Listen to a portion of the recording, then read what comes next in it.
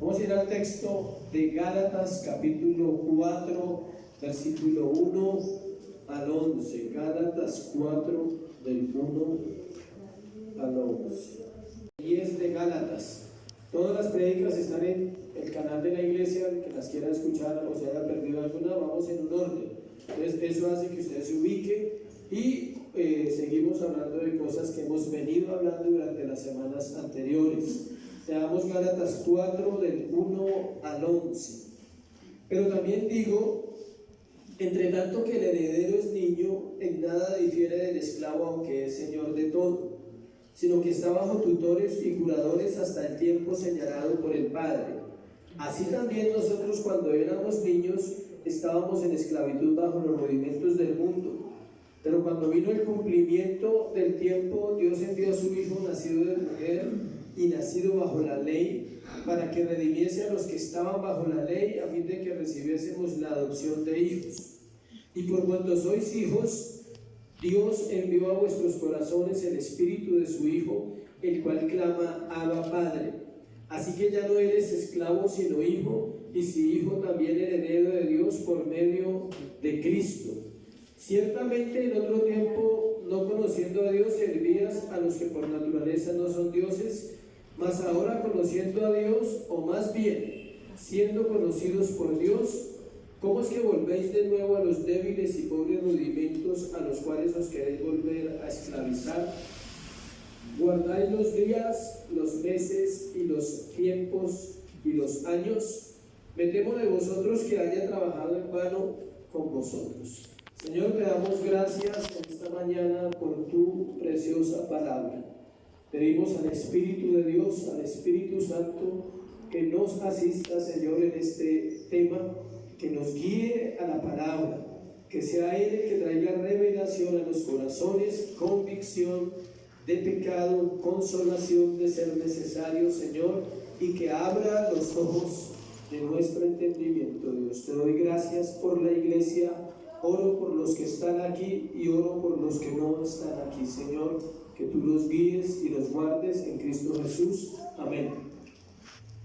El tema de hoy lleva como título Hijos de Dios.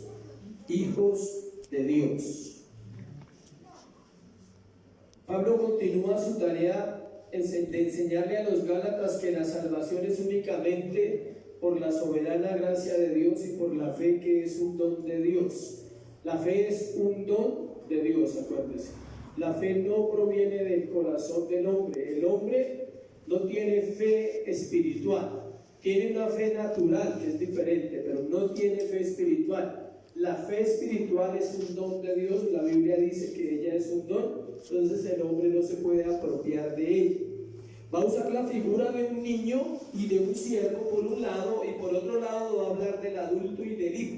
Él va a usar una figura de niño y siervo, o niño y esclavo, para dar a entender la inmadurez de los cristianos, y al mismo tiempo va a usar una figura de adulto y de hijo para dar a entender que la madurez de aquellos que ya han avanzado un poco más. Todos sabemos que no ha habido un tiempo más difícil que este para educar hijos.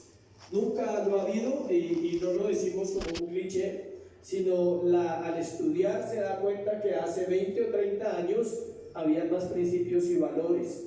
No estamos hablando de la parte religiosa y la parte espiritual, sino la parte humana, así solamente sin conocer a Dios, tenía más principios y más valores. En los hogares se enseñaba a saludar, se enseñaba a respetar a los mayores. Si usted metía la cucharada, le volteaba el rascadero. Era así, hace 20 o 30 años. No podía usted, cuando los grandes hablan, ¿qué le decían? Cuando las gallinas hablan, las cucarachas se callan, decían por ahí. Eran dichos de esa época, y suenan feos y vulgares y grotescos para un niño, pero así se educaban los niños, y ellos aprendían a respetar, aprendían a decir sí señor, no señor, buenos días, buenas tardes, a saludar, a respetar a los adultos, y eso se ha perdido. Los jóvenes, hoy en día es difícil la educación. ¿Por qué? Porque no conocemos a Dios, primeramente. Segundo, porque los hijos queremos que hagan lo que nosotros queremos y no lo que la Biblia dice. Entonces, nunca ha habido un tiempo tan difícil como este para formar correctamente a las personas. Y si hablamos de los hijos de Dios, igual, nunca ha habido un tiempo tan difícil para formar hijos de Dios en una iglesia que este. ¿Por qué? Porque los tiempos enseñan maldad, los tiempos enseñan desamor, los tiempos enseñan rebelión, los tiempos enseñan depravación, y todo ello comienza no solo en la iglesia, sino ¿dónde? En la casa. En el hogar empieza la rebelión, la depravación, el desamor, la maldad, cuando a los hijos no se les enseña la misericordia. Entonces, pretender que en la iglesia la gente sea misericordiosa porque escucha un sermón se hace un poco más difícil. Sin embargo, Dios es bueno y Dios nos convence en nuestros corazones de pecado, de que debemos actuar como dice la palabra. Tristemente, los padres somos responsables en cierta medida de la vida que nuestros hijos van a vivir, porque nos ocupamos de satisfacer los deseos de nuestro corazón y no los deseos de Dios, en cuanto a lo que la Escritura dice acerca de cómo instruirlos, amarlos y corregirlos. La figura de hijo siempre tendrá esa connotación de ser una persona que necesita ser ¿qué? Guiado, hasta que ese hijo madura, hasta que ese hijo entra a hacer realmente el papel de hijo. Ahora igual pasa con el creyente, que llega a la iglesia e inicia un proceso con Dios, o quizá ya lleva tiempo en la iglesia y aún no ha madurado.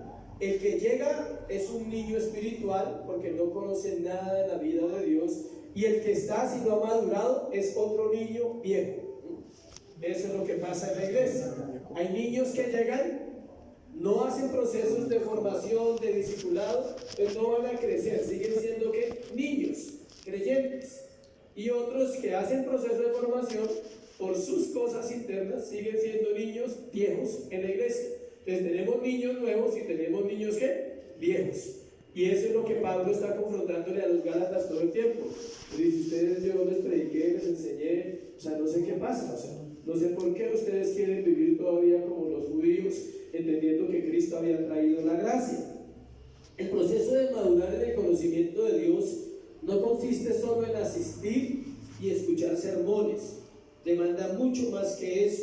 Se necesita un trabajo diario, personal en el creyente, que ha nacido de nuevo para comprender las verdades que Dios tiene para su vida. O sea, usted puede venir 20 años todos los domingos y sería chévere porque sería una persona muy fiel a esta iglesia, pero eso no va a garantizar su madurez.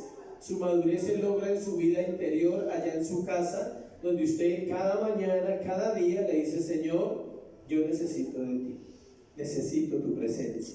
Quisiéramos que fuera porque alguien me impusiera las manos, solo sería más fácil así: recibe, venga, o sea, ¿sí? Y ahí le van a dar la santidad y le van a dar la disciplina bíblica. No funciona así.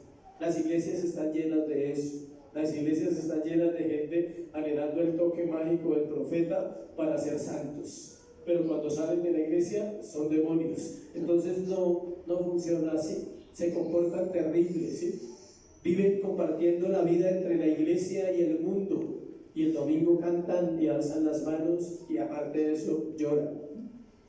Mi abuelita era muy sabia, gracias a Dios por la vida de mi abuela. Ella decía: el diablo va a la iglesia y llora, y si se sienta a escuchar el sermón con todos los creyentes, y él aún hace que otros lloren. Dice: pero él jamás querrá que la gente se arrepienta. Llorar no es símbolo de arrepentimiento. Cambio es símbolo de arrepentimiento. Transformación. Dejar el pecado, aunque no bote una lágrima, vale más que 1000 lágrimas. No estoy diciendo que no se debe llorar. Yo lloro en la presencia de Dios, pero lloro por ser un pecador, porque necesito salvación constante. Le explico algo para que no se confunda. Dios nos salvó, nos salva y nos salvará. Nos salvó en la cruz del Calvario, nos salva hoy de muchas cosas, o a alguien Dios no lo ha salvado hoy de muchas cosas, y nos salvará en una eternidad para estar con Él. Se hace necesario dejar de ser niños y pasar a ser hijos adultos, hijos de Dios, a los cuales se les pueda confiar más de sí mismo, más de su palabra, para que su nombre sea glorificado en nosotros y en los demás.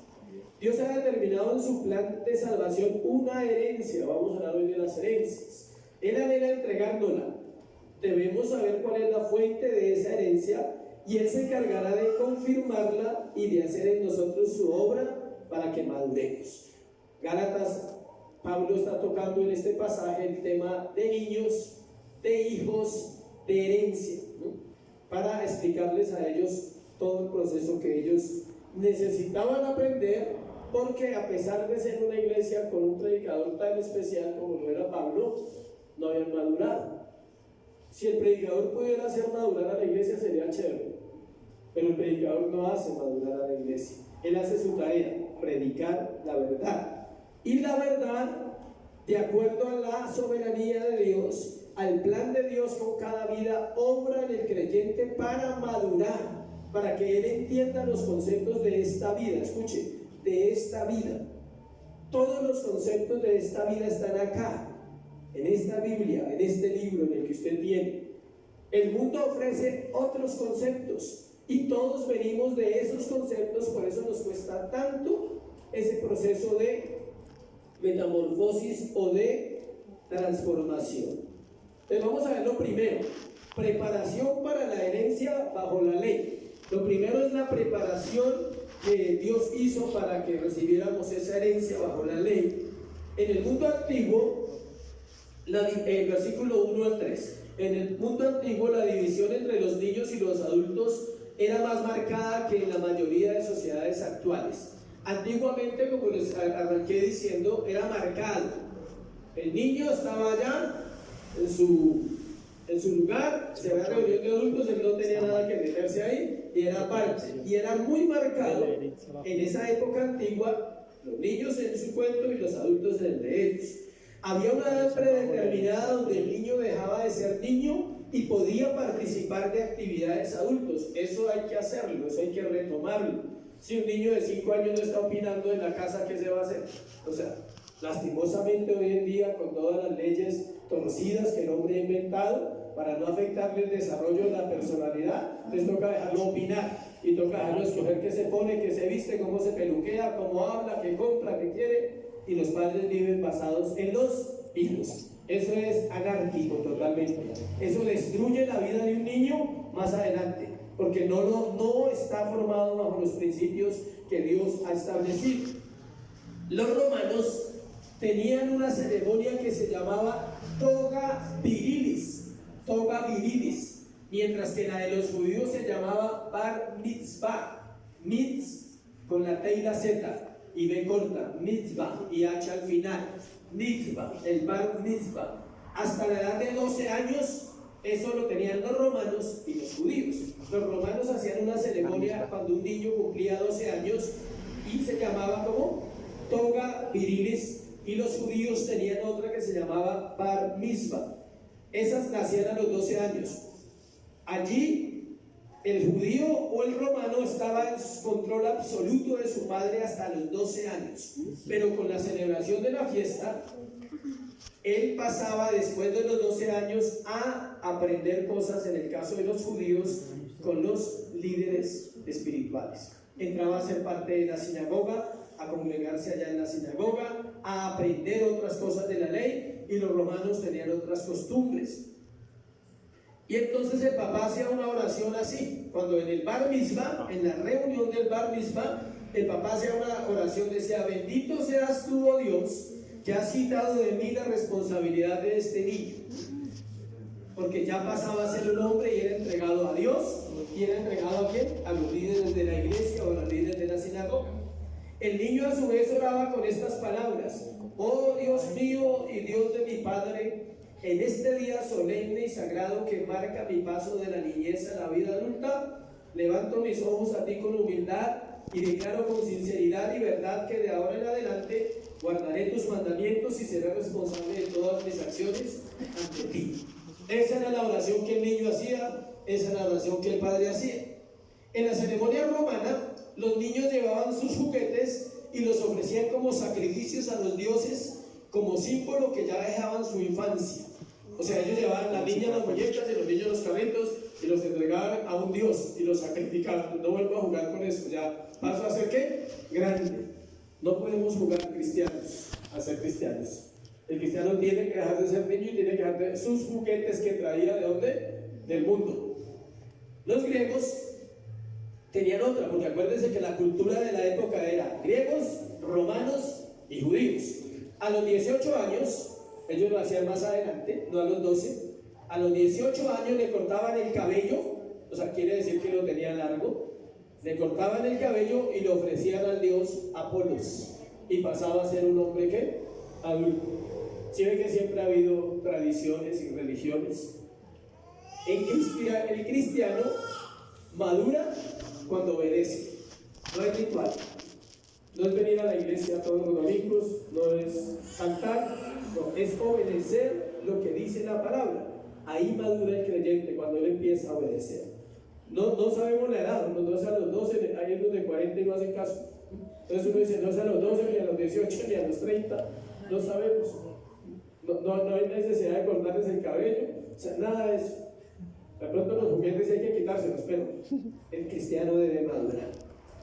La palabra niño allí significaba infante, dice, pero también digo, entre tanto que el heredero es niño, en nada difiere del esclavo, que es señor de todo. La palabra niño significaba infante, carente de entendimiento.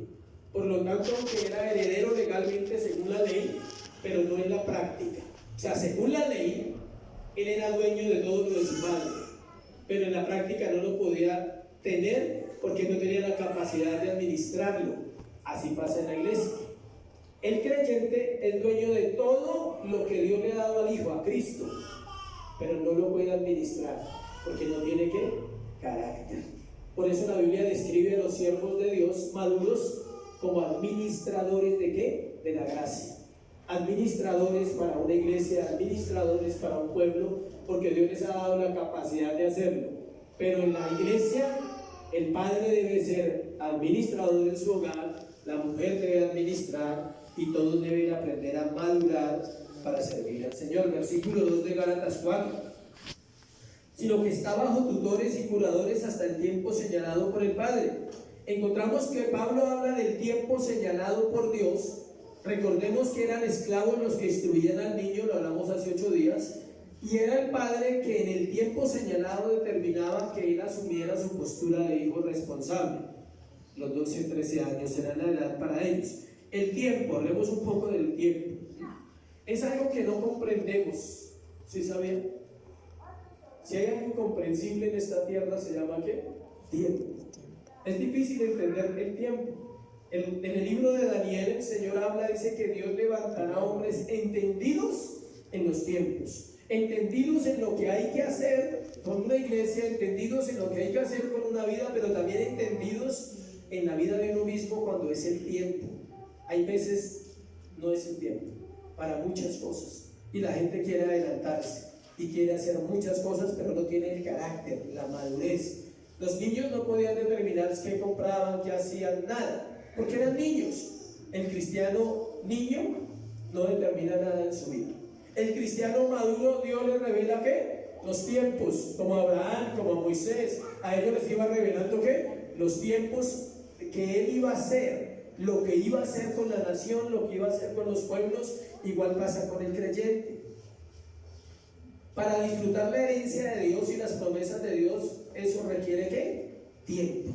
Porque el hombre toma tiempo en madurar, porque el cristiano se demora tanto en madurar. Es difícil decir que una persona es madura porque viene todos los domingos hace 1 año o 2 años. No. Es maduro cuando enfrenta situaciones difíciles y las enfrenta conforme a la Escritura. Es maduro cuando la palabra de Dios es su guía. No el mundo, no los vecinos, no la esposa, no los hijos, no el papá, no la mamá cuando es un hombre adulto o una mujer adulta, ya no son los demás. Es un hombre maduro, una mujer madura que dice: Señor, ¿qué debo hacer en esta situación? ¿Qué dice tu palabra que debo hacer con un hijo rebelde? ¿Qué dice tu palabra que debo hacer en mi situación financiera? ¿Qué dice tu palabra respecto a esto y respecto a lo otro? Mire lo que dice Romanos 5:6. Hablando del tiempo. Romanos 5:6 dice: porque Cristo cuando aún éramos débiles, a su tiempo murió. ¿Por qué? Por los impíos. Porque Cristo, cuando aún éramos débiles, a su tiempo, o sea, Dios murió en un tiempo exacto por la humanidad, pero también se aplica a nosotros hoy. Él no llega nunca tarde y nunca llega ¿qué? Antes. Siempre llega a una situación de su vida en el momento que exacto. Que por qué no se ha resuelto cierto asunto en su vida. Pregúntele a Dios que le muestre en su corazón que no ha obedecido. De ahí va a entender. Porque el tiempo de Dios es dispuesto, Él está ahí. De hecho, Hebreos dice: el tiempo es hoy. Pero Dios no va a bendecir desobediencias ni va a bendecir rebeldes. Él siempre va a bendecir personas fieles. Cuando yo hablo del término de bendición, no lo asocio en ningún momento con lo material. No estoy hablando de eso. Usted puede tener materialmente lo que quiera y vivir como quiera y vivir mejor que muchos que usted conoce. Pero cuando yo hablo de bendición, que Dios no bendice personas rebeldes ni desobedientes, estoy hablando exclusivamente de su gracia, de su revelación, de su autoridad, de su poder y de su discernimiento para entender las cosas de la vida. Por eso hay cosas que dice: pero es que no entiendo. Obvio, necesita orar, necesita decirle a Dios: dame entendimiento. Se usa la misma palabra a su tiempo en ese pasaje de Romanos, y además habla que éramos débiles. Se refiere a la condición en la cual llegamos a Cristo. No sabemos nada de la vida de Dios, entonces necesitamos aprender a vivir la nueva vida que nos ha dado. Él nos da una nueva vida, 2 Corintios 5:17. De modo que si alguno está en Cristo, nueva criatura es. Las cosas viejas pasaron, y aquí todas fechas nuevas. Eso se llama una palabra posicional. Es un versículo posicional. Es un hecho. Vida nueva, todo nuevo. Lo que quedó atrás no existe. Pero el problema es el paquete que traemos. Lo que tenemos en el corazón, que tiene que ser ¿qué? Resuelto, para que esa vida nueva sea nutrida de cosas nuevas y podamos agradar a nuestro Señor. Versículo 3 de Gálatas. Así también nosotros, cuando éramos niños, estábamos en esclavitud bajo los rudimentos del mundo. La palabra rudimento significa principios de algo, o sea, los principios del mundo. En este caso, vivir bajo los principios del mundo quiere decir estar sujeto o esclavo, esclavizado, dominado o prisionero bajo el mundo. Y Pablo le está recordando a los Gálatas, les dice que ellos, así también nosotros, cuando éramos niños, estábamos en esclavitud bajo los rudimentos del mundo. El cristiano niño e inmaduro todavía va a estar ligado ¿a qué? Al mundo. Todavía tiene cosas que él practica del mundo, o simplemente no se sujeta al proceso porque todavía no entiende que le va a beneficiar. Él cree que le van a robar espacio, que se le van a meter en la vida, que él no necesita de nadie, que no tiene por qué buscar ayuda espiritual, y eso es una persona que inmadura. Pensamos que la persona madura es el que no tiene problemas. No, ese está ocultando a veces. La persona madura no es la que no tiene problemas. La persona madura es la que, teniendo problemas, tiene la humildad de pedir ayuda porque sabe que no puede solo. Sabe que no ha encontrado lo que Dios tiene para él y es consciente de eso porque va madurando. Colosenses 2:8.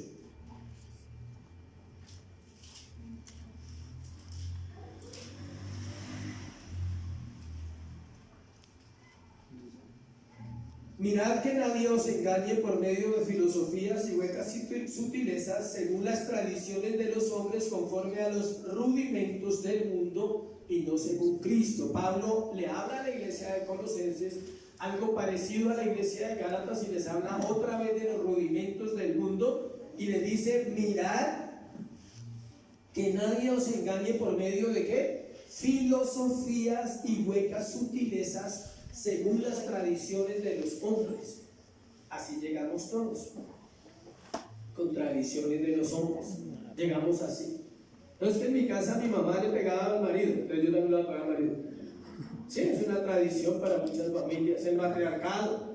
Sí, donde la mamá manda, el hombre no es nada, no tiene el carácter, nunca ha opinado sobre los hijos, y eso se traslada al matrimonio. Entonces la mujer es la que determina todos los hogares de los creyentes, y ahí no es así. El hombre es la cabeza y es la autoridad. No es la cabeza porque sea más, es la cabeza porque tiene carácter, sabiduría, inteligencia, discernimiento espiritual para tomar las decisiones. Pero cuando se empieza mal, nunca se termina bien hasta que se enderece. Por el camino Dios endereza.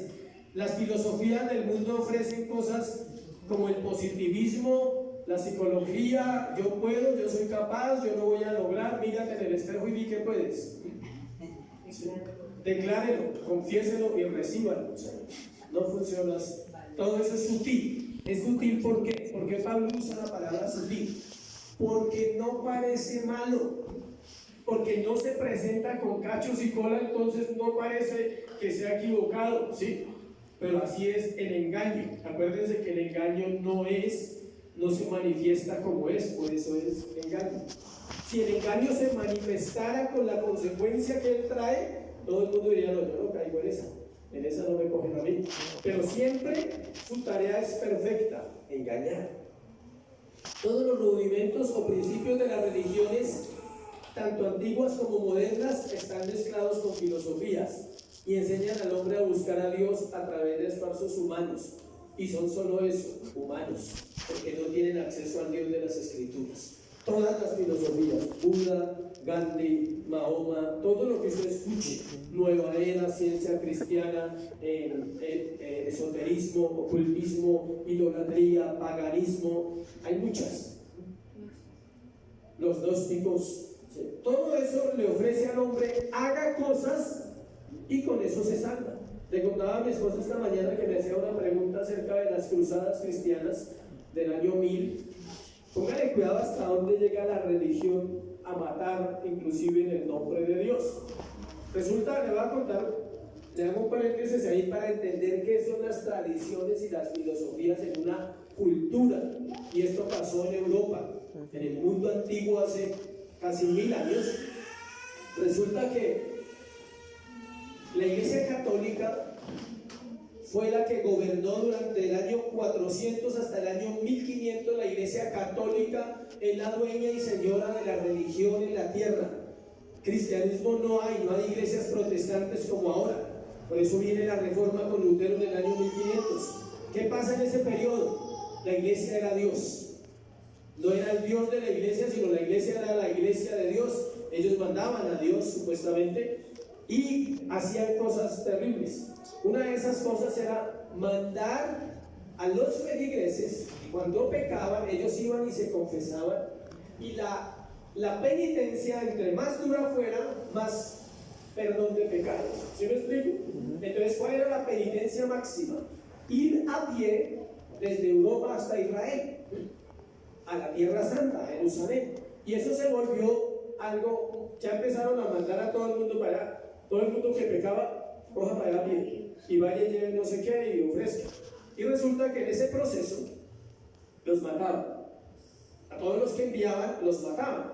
¿Por qué? Porque iban desprotegidos y había bárbaros. Ese es otro término que aparece en esa época, los bárbaros, los ladrones. Siempre ha habido ladrones, ¿no? ¿Qué problema? Siempre. Los mataban, los atacaban y los mataban. Entonces, ¿qué hizo la Iglesia Católica Romana? Hizo ejércitos de feligreses para proteger a los peregrinos que iban a hacerla esta, pero ¿sabe qué hicieron? Empezaron a matar a todo el mundo en el peregrinaje. Entonces llegaban a los pueblos y mataban a todo el mundo. ¿Sí ven? Y aparte de eso, ahí quería llegar. Antes de matarlos, los bautizaban. Porque para ellos el bautismo producía ¿qué? Salvación. Entonces llegaban allá a Francia, a Italia, a Alemania y decían, bautizamos 100. O sea, matamos 100, ¿sí? Ese era el reporte. ¿Cuántos bautizó? 20. ¿Cuántos bautizó? 50. Los bautizaban y ellos pensaban que estaban poblando el cielo, porque lo importante era que ¿qué? Se bautizaran. Tradiciones, religiones. Para mucha gente lo importante es que usted venga a la iglesia, así no sea salvo. ¿Sí me explico? Tradición. Salimos de la católica y nos sentamos aquí en la iglesia. Tradición. Mientras que la vida con Dios es una vida de ¿qué? Relación.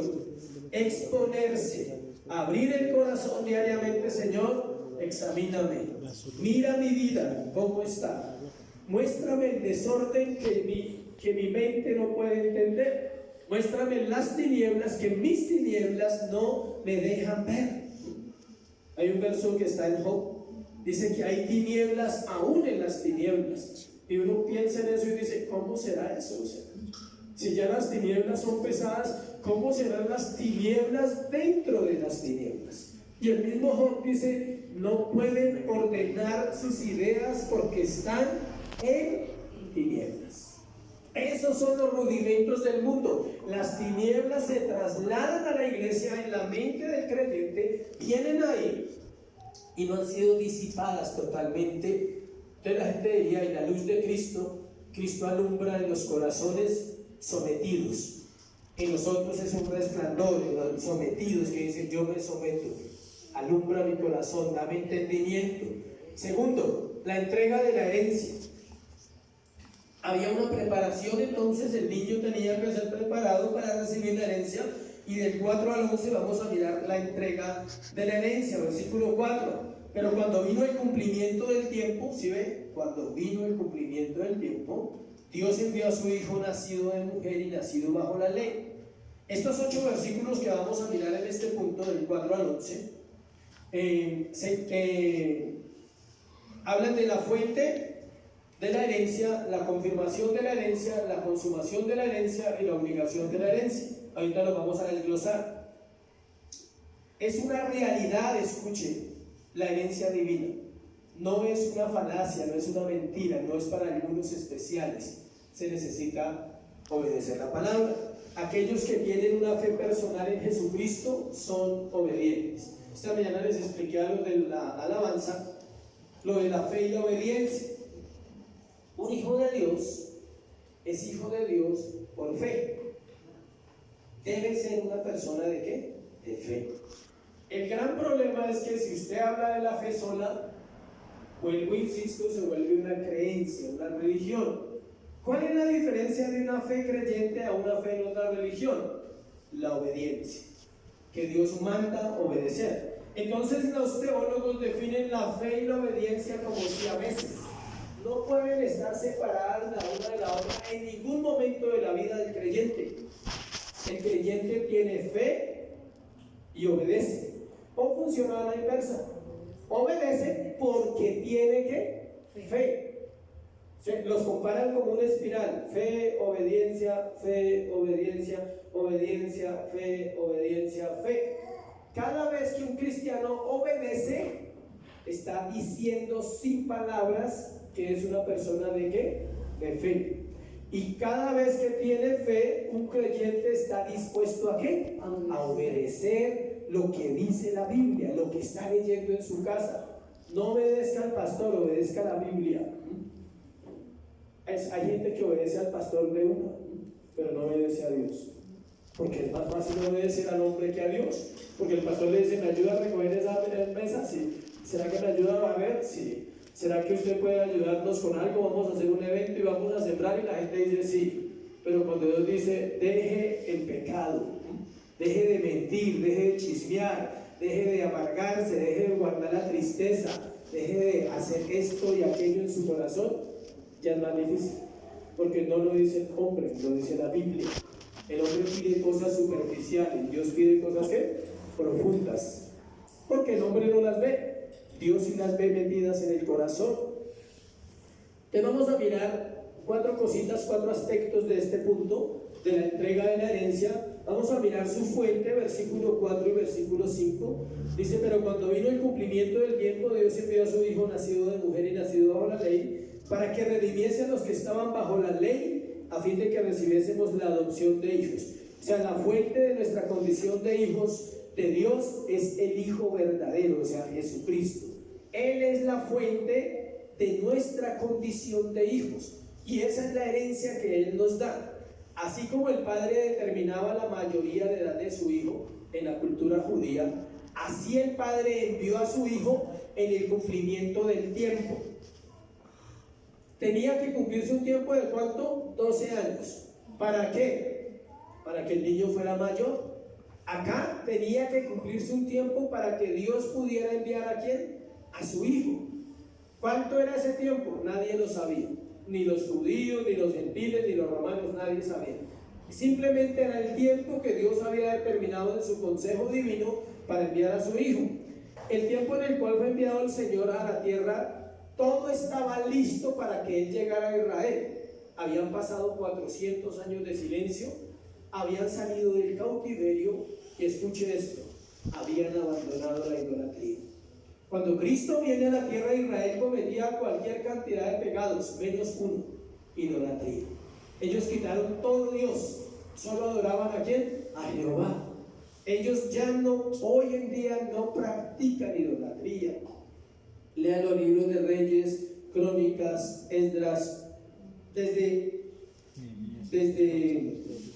Génesis hasta Malaquías, o sea, el Antiguo Testamento. Todas las veces el reclamo de Dios es: me dejaron y se hicieron vanos y se fueron tras ¿qué? Dioses ajenos. Todo el tiempo. La lección fue la cautividad, y a través de la cautividad aprendieron a dejar de ser ¿qué? Idólatras. Hoy en día ellos no son idólatras. No tienen ni a Baal, ni a Moloch, ni a ningún Dios. Solo tienen a un Dios que se llama ¿qué? Jehová de los ejércitos. Entonces esa fue la tarea. Entonces Dios preparó el corazón de ellos para venir a Cristo, y para que llegara a Cristo, y durante ese tiempo ellos habían establecido las sinagogas. Esas nacieron en el periodo de la cautividad, para estudiar y leer otra vez la Biblia, y además contaban con el Antiguo Testamento completo. O sea, Israel estaba listo para la salvación. Antes no tenían el Antiguo Testamento completo, ahí ya lo habían completado. En el año 250 a.C.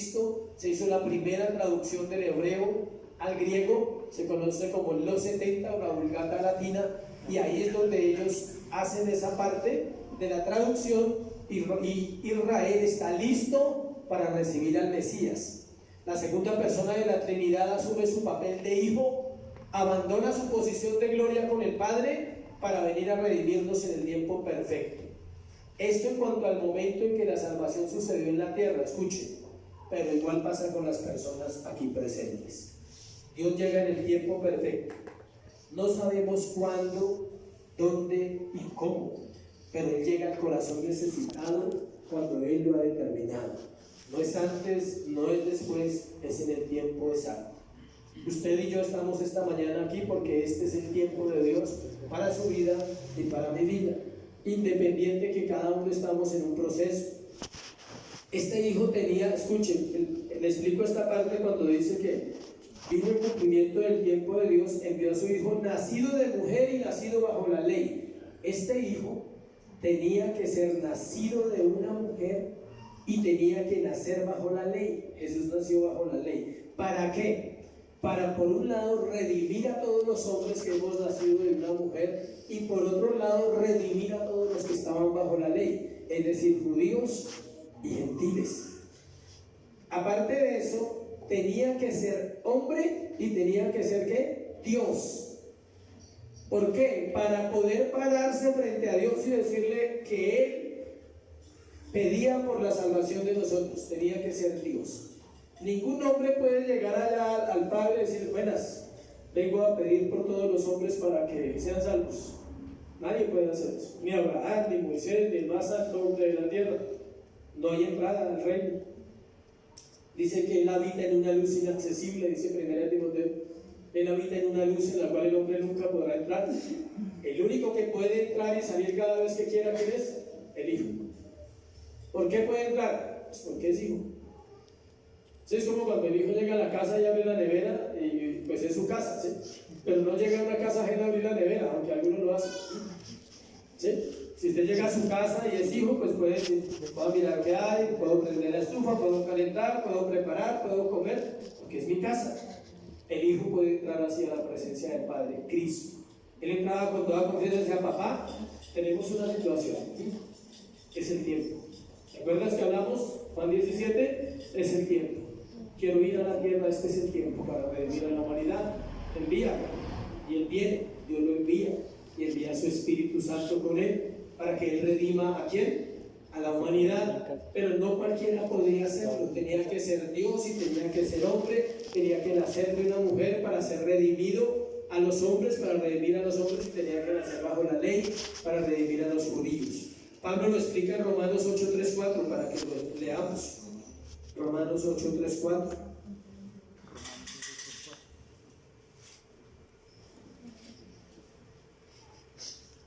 Porque lo que era imposible para la ley, por cuanto era débil por la carne, Dios enviando a su Hijo en semejanza de carne de pecado, y a causa del pecado condenó al pecado en la carne. O sea, era imposible salvarse bajo la ley. Dios envía a Cristo para salvación. Versículo 4. Para que la justicia de la ley se cumpliese en nosotros, que no andamos conforme a la carne, sino conforme al Espíritu. Miremos entonces la otra parte, su confirmación, versículo 6. Ya vimos su fuente. ¿Cuál es la fuente de la herencia? Cristo. Cristo como Salvador. Ahora miremos la confirmación, versículo 6 de Gálatas.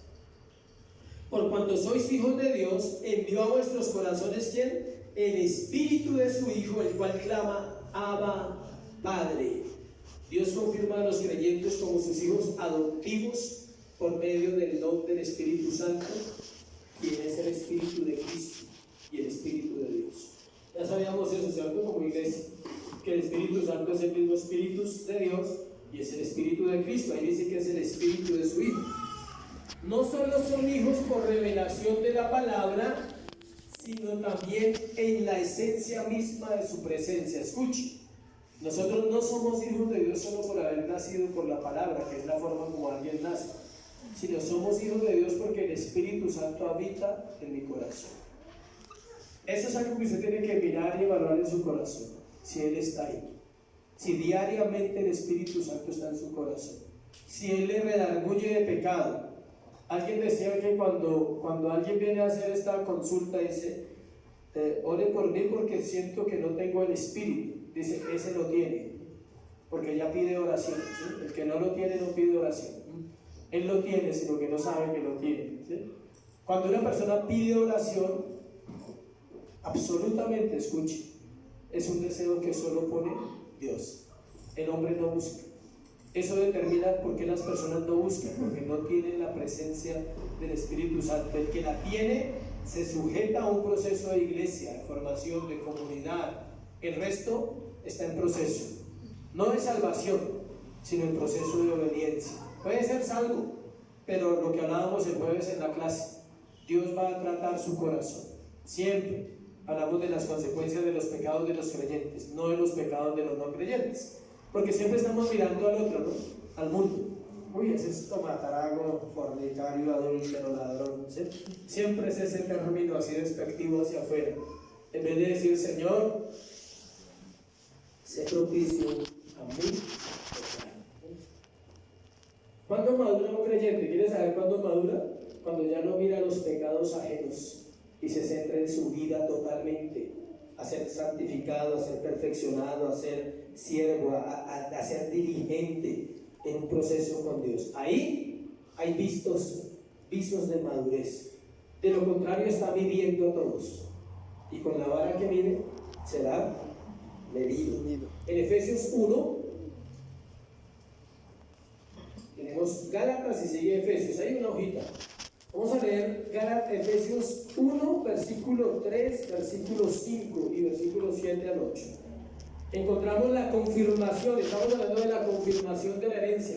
Esta es una palabra que es muy bonita. Dice, bendito sea el Dios y Padre de nuestro Señor Jesucristo, que nos bendijo con toda bendición espiritual en los lugares celestiales en Cristo. ¿Qué dice la Biblia? ¿Que Dios va a bendecir a sus hijos o que ya los bendijo? Léalo, lea el texto. No responda con su cerebro, sino con el texto. Bendito sea el Dios y Padre de nuestro Señor Jesucristo, que nos bendijo. Ahí no dice que los va a bendecir cuando vayan a la iglesia, no, nos bendijo. Acuérdense que estamos ahí, dice, con toda bendición, ¿qué? Espiritual. No está hablando nada más. ¿En dónde? En los lugares celestiales en Cristo.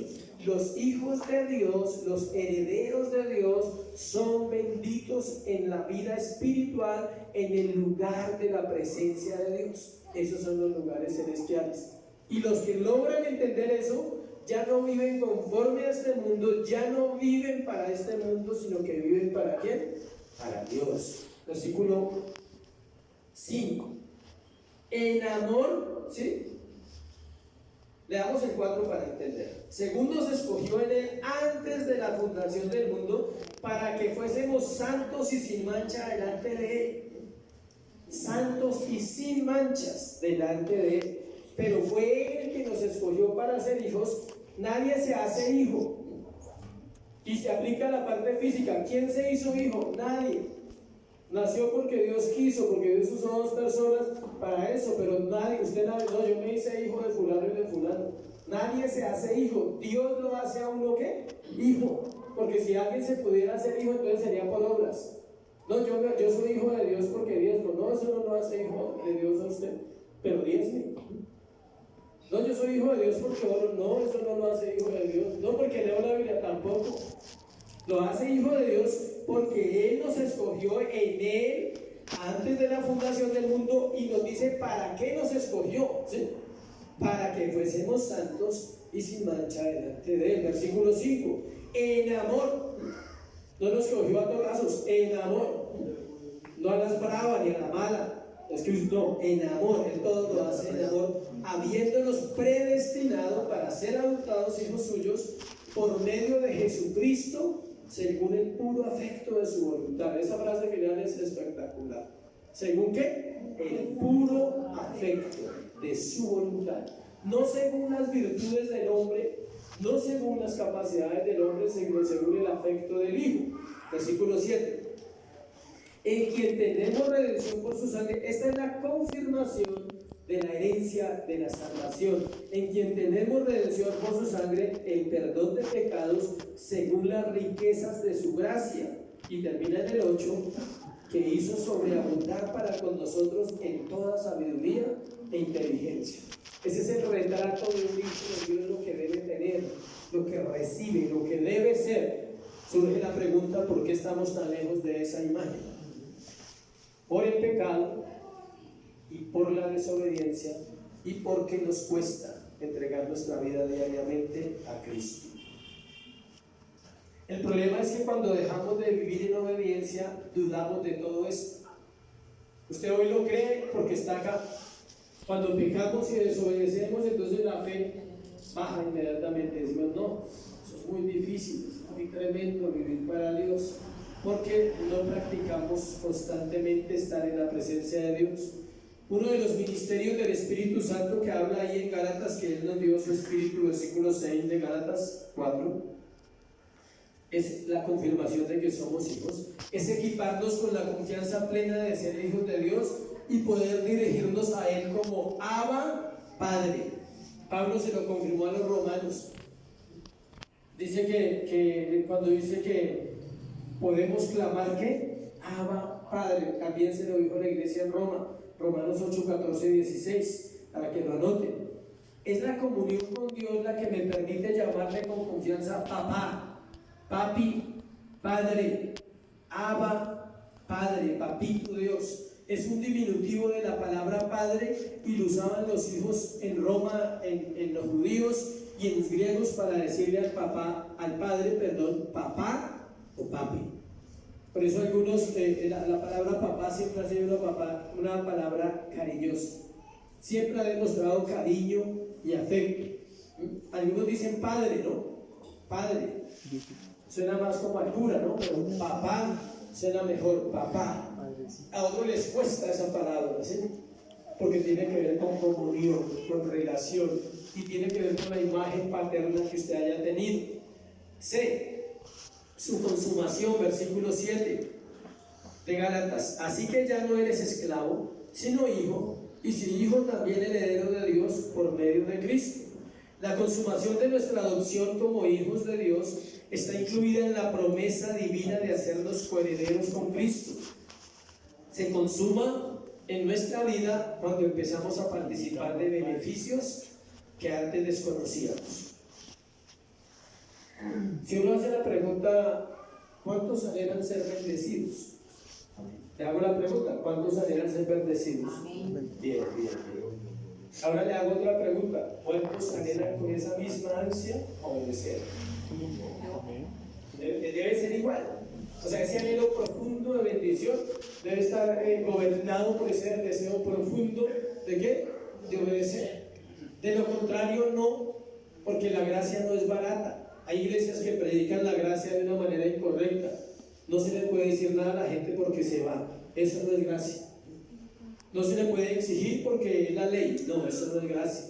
Porque Dios da las capacidades a las personas que salva para obedecer, para sujetarse, para formarse, para ser hijos de Dios. Si no dieran la capacidad, entonces estaríamos contradiciendo la Biblia. Porque la Biblia dice que sus mandamientos no son ¿qué? Gravosos. O sea, no le pueden poner carga a uno que le digan, haga caso.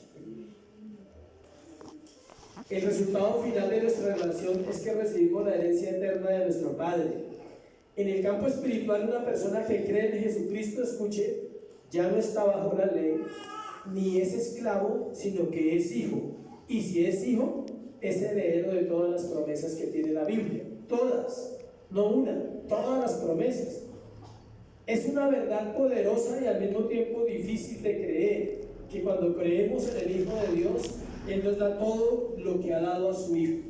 O sea, cuando una persona cree en Jesucristo, en una fe sencilla, entendiendo que es un don de Dios, recibe todo lo que el Padre le ha dado al Hijo, pasa a ser de uno también.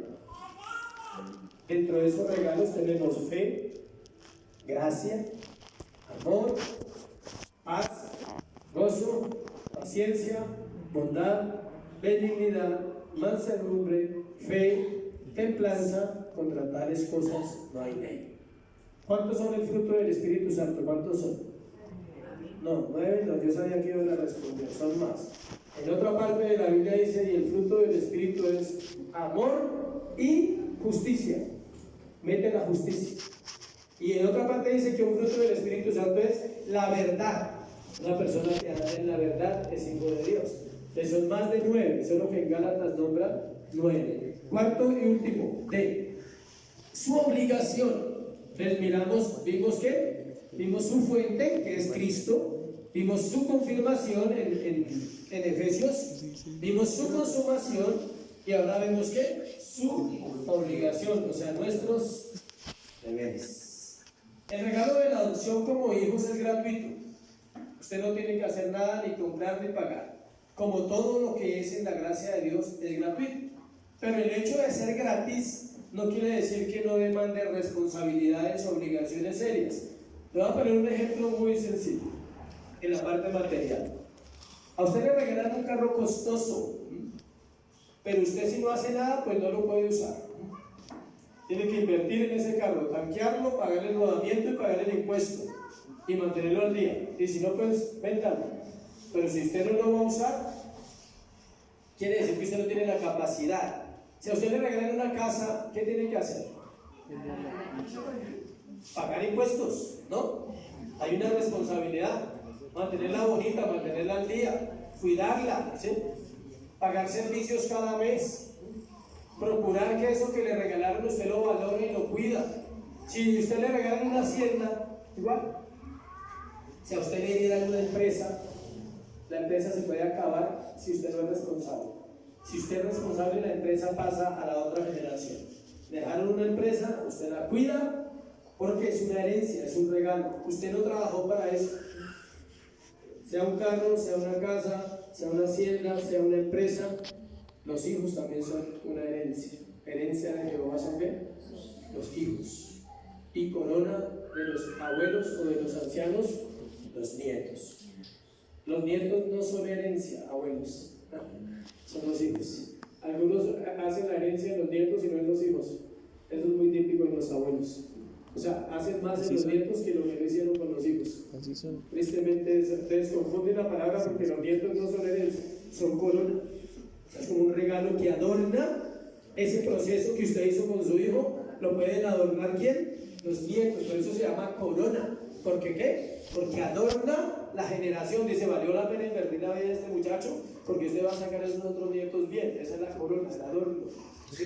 Pero la herencia primaria es ¿quién? Los hijos, en ellos hay que invertir. Lucas 12:48, para ver qué nos dice ahí acerca de ese tema que estoy hablando, de la herencia. Lucas 12:48.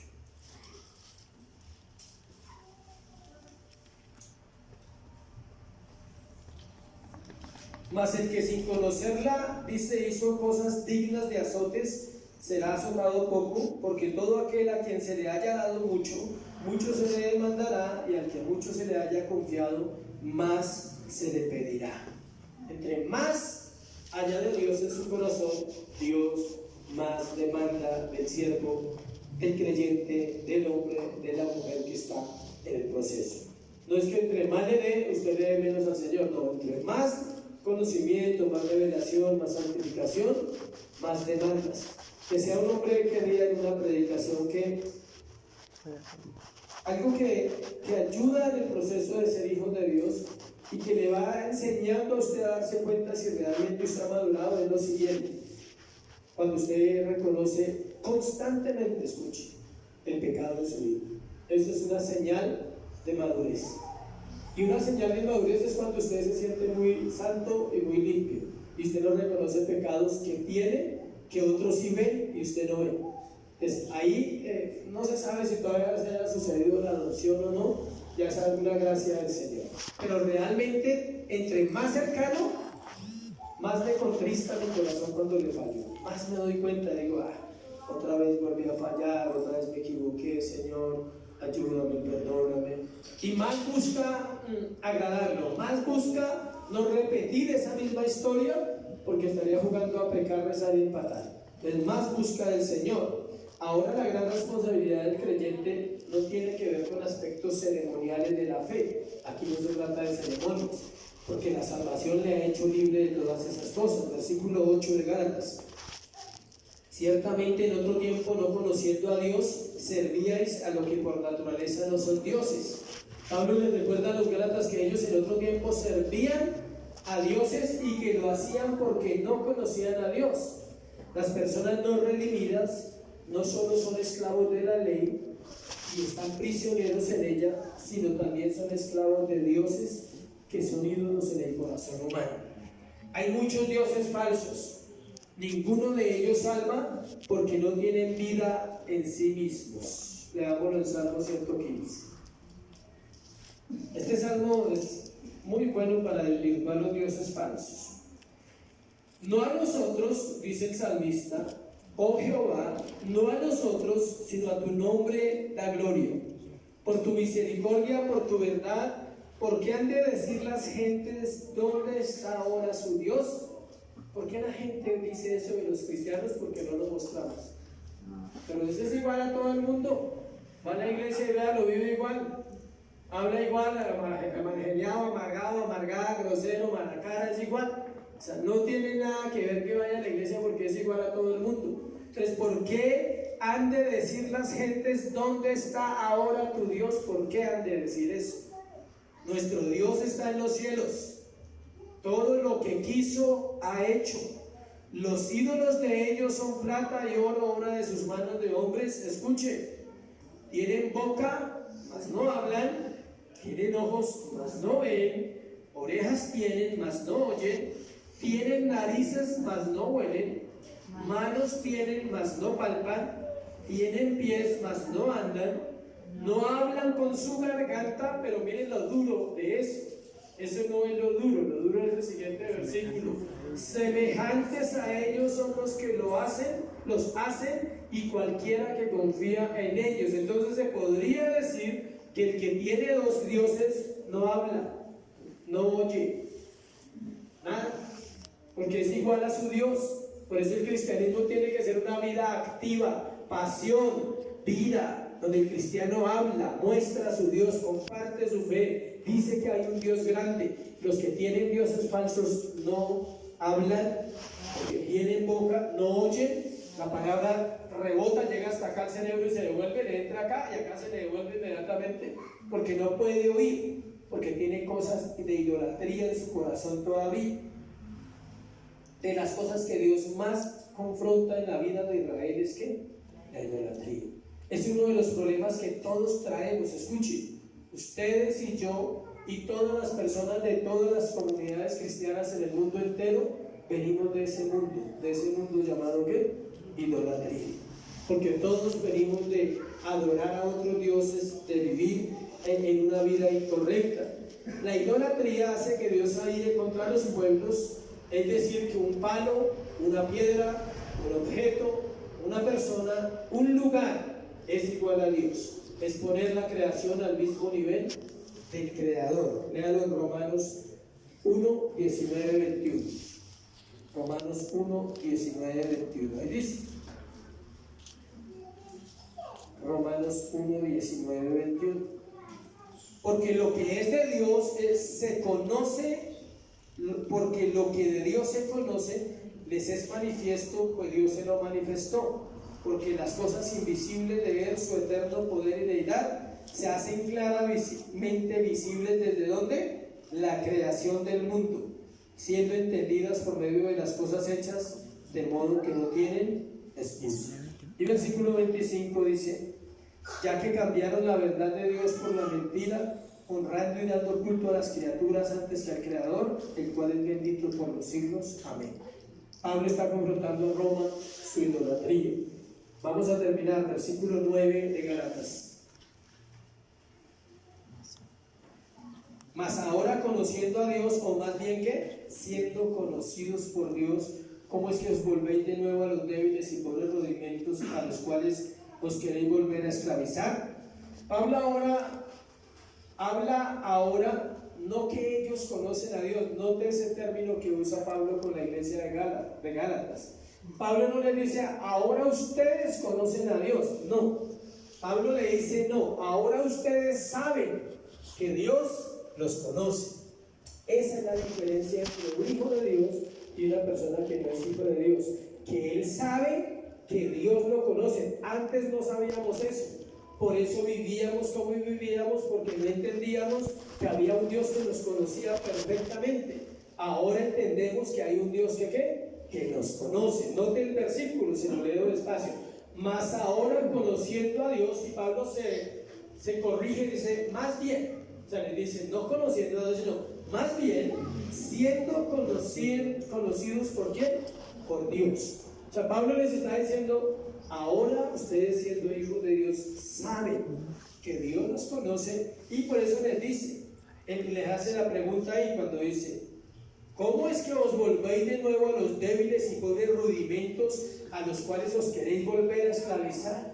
O sea, le dice, ¿cómo ustedes, sabiendo que Dios los conoce, aún quieren vivir en el mundo? ¿Aún quieren vivir en el mundo de los judíos, donde les toca hacer rituales, matar corderos, hacer esto, llevar la paloma, llevar la torta, llevar la harina? Dice, ¿no les es más fácil ir a orar y decirle a Dios, perdóname, me arrepiento de mis pecados y dame la oportunidad de conocer? Y hay gente que quiere hacer algo ritual y no arrepentirse. Entonces quiere, vuelvo y le digo, está buscando algo donde se le corte el camino, el atajo, ¿sí? Donde diga, no, es más fácil si alguien viene, me impone manos y me libera y se van los demonios, ¿sí? No funciona así. ¿Es más fácil? No es más fácil. Es más difícil presentarse cada mañana, cada día, sacar tiempo para orar, sacar tiempo para escudriñar y orar. Es más difícil porque tenemos muchas cosas que hacer. Ahora que son libres en Cristo Jesús, deberían actuar como adultos y quieren seguir siendo niños sin asumir responsabilidades. ¿Qué madura a un niño? Padres y creyentes. ¿Qué madura a un niño? Las responsabilidades. Por eso el niño hay que enseñarle a que se amarren los zapatos, ¿sí? Por eso el niño hay que enseñarle a comer con cuchara, porque él es un niño. Si usted no le pone una cuchara, llega a los 10 años con la mano así, ¿sí? Pero para eso son detalles pequeños. Porque a un niño hay que enseñarle a depender absolutamente de muchas cosas y de sí mismo, a lavar su ropa interior desde pequeñito, ¿sí? Para que no sea un machista cuando sea grande. Hay que enseñarle a barrer en la casa, a lavar la losita, a hacer todos esos oficios a los niños y a las niñas. Los hace madurar, porque los enseña a ser ¿qué? Responsables. Un ejemplo, Los niños que reciben dinero, voy para los niños acá, menores, pequeños, 12, 13, 14, 5, 10. Los niños deben diezmar. ¿Sí sabían? Pero es que yo no trabajo, pero te dan 11 todos los días, ¿cierto? Te saque de ahí, de los 2.000, saca los 200, los guarda y el fin de semana trae 1.000 pesitos. ¿Sí? Su diezmo no va a cambiar la iglesia, ¿no? Son 1.000. Pero le crean la obediencia al niño desde pequeño y ellos son conscientes de esos principios. ¿Sí? Los jóvenes deben diezmar. No es que yo no trabajo, ¿cómo que no trabajan si todos los días trabajan y ganan? Entonces, eso es así, eso genera responsabilidad. Los hijos que viven donde los padres deben aportar la casa. Eso los prepara ¿para qué? Para cuando salen con una mujer, una esposa y unos hijos, ser responsables de pagar un arriendo, pagar unos servicios, ahorrar, comprar, hacer el mercado, todos esos detalles. Se lo dice a alguien que ha tenido que aprender, no se lo dice a alguien que sabía. Yo he tenido que aprender durante hartos años, desde comprar un plátano hasta comprar un aguacate. Comprar un aguacate tiene su ciencia. En serio, si está mal, sale negro. Si está mal, o sale aguado. ¿Sí le ha pasado? Que sale aguado o negro. Y tiene que estar en su punto. Entonces, eso es responsabilidad, pero ¿cuándo la va a aprender si nadie le enseña? El plátano maduro no es igual, tiene que ser rico. Cuando sale en su punto madurito, es delicioso. ¿Cuándo? Y no magullado, dice por aquí, porque lo devuelve. Come mal. Son responsabilidades pequeñas de los niños. Si hablamos de la iglesia, ¿cuáles son las responsabilidades pequeñas de un cristiano? Una, congregarse. Esa es la responsabilidad pequeña. Dos, llegar temprano. Esas son responsabilidades pequeñas. Tres, participar de los servicios de la iglesia. Responsabilidades ¿qué? Chiquiticas. Si usted no es fiel en esas responsabilidades, no espere que Dios haga algo en su vida como usted ha pensado. Amén. Pablo le habla a ellos de los rituales. Terminamos versículo 10. Guardáis los días, los meses, los tiempos y los años. ¿Se ven cómo eran de ritualistas? Le habla de los rituales de los días, los meses, los años. Miremos Colosenses 2:16 para explicarlo. 2:16 dice: por tanto nadie os juzgue en comida o en bebida en cuanto a días de fiesta, luna nueva o días de reposo. Ellos seguían guardando las fiestas, la de los tabernáculos, los panes, la preposición, el Pentecostés, la fiesta de los peces. Era una mano de fiestas y los gálatas seguían viviendo así. Y él les dice eso. El apóstol estaba aterrado de cuán pronto habían olvidado la miseria que ofrece el mundo. ¿Cuáles fiestas guarda usted del mundo? Piense. Le puedo nombrar cualquier cantidad de tradiciones que el mundo nos ofrece. Todas las tradiciones, las que usamos, las festividades que el mundo celebra, todo es celebración y usted en esos días se olvida de Dios. Algunos guardan la Semana Santa, no vienen a la iglesia. Sí, pero guardan la Semana Santa. ¿Se acuerdan que la guardaban antes? ¿Sí? Día padre, día madre, día niño, día esclavo, día profesor, día. Hasta día a día. Entonces, todos lo guardan, pero no guardan el día del Señor. Ese sí no. El domingo sí no lo guardan como debe ser. ¿Sí ven? Y eso es lo que Pablo le está comentando a ellos. Termino con esta historia. John Newton, el autor del himno Sublime Gracia, se llamaba John Newton, gran predicador. Su madre muere a los 7 años, 1700 algo. Él a los 11 años se hace marinero y traficante de esclavos en África. Su corazón se endureció tanto que tan pronto superó en maldad a los esclavos y a los demás comerciantes. Sin embargo, a los 23 años de edad, su barco fue rodeado por una tormenta severa y al temer por su vida clamó a Dios y el Señor lo salvó. Imagínense, a los 23 años ya era un traficante de esclavos, lleno de más. Había superado en maldad a los más viejos y a los esclavos que tenían problemas en su comportamiento. Como él no quería olvidar las tinieblas de las cuales Dios lo rescató, él escribió en la puerta de su casa Deuteronomio 15:15, que dice lo siguiente, sobre la puerta de su casa, dice: y te acordarás de que fuiste siervo en la tierra de Egipto y que Jehová tu Dios te rescató, y por tanto yo te mando esto hoy. y ahí sigue lo que Dios le mandó. Eso hizo John Newton, y eso debemos hacernos, recordar de dónde nos sacó Dios, para no volver a los viejos movimientos del mundo. Versículo 11, donde no hay, Gálatas, me quedé acá. Dice, me temo de vosotros que haya trabajado en vano con vosotros. Pablo le dice que teme que haya hecho un trabajo vano con ellos.